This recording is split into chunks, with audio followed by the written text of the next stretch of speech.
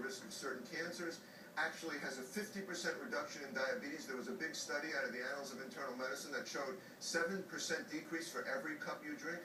But now, researchers in China have actually tried to figure out why. And they isolated the ingredients in coffee, including something called caffeic acid, which is the #1 ingredient that seems to have an effect. They took the cells, they put the coffee on the cells of the pancreas, and they found that they literally didn't make a certain protein. It's an amyloid protein, and I want people out there to know what that means. It clogs up whatever organ you're talking about. In the brain, amyloid leads to Alzheimer's. In the pancreas, it leads to diabetes. It's a marker for a dysfunctional pancreas. It ain't working. It ain't making the insulin you need.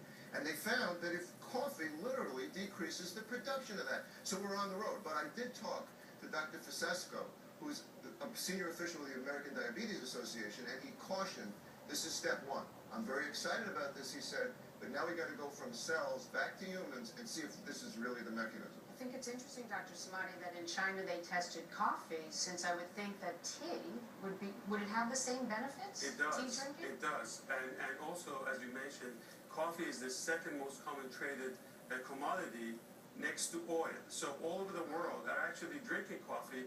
I love coffee. I drink 4 cups a day, and I'm glad that a lot of people called me and emailed me and said, is that really healthy? Here's a prescription to the art of drinking coffee. You have to pace yourself. You can't drink all of them next to each other. I always put 3 hours in between so it won't affect the heart rate, etc. The other thing is you want to make sure you watch the amount of sugar and milk that you put in, because that can increase your cholesterol. It can defeat the whole purpose of diabetes that we're talking about. Coffee is diuretic.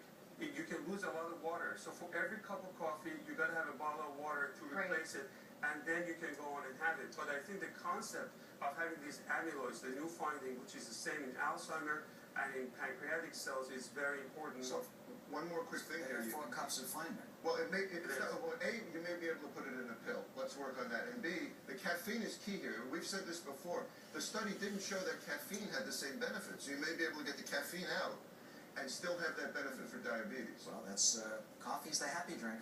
You should talk to your doctor about whether or not it's right for you, for sure. Absolutely. All right, well, speaking of coffee and the heart, you know that heart problems can make some activities a no-no. But is sex one of them? Coming up, we'll find out how patients can tell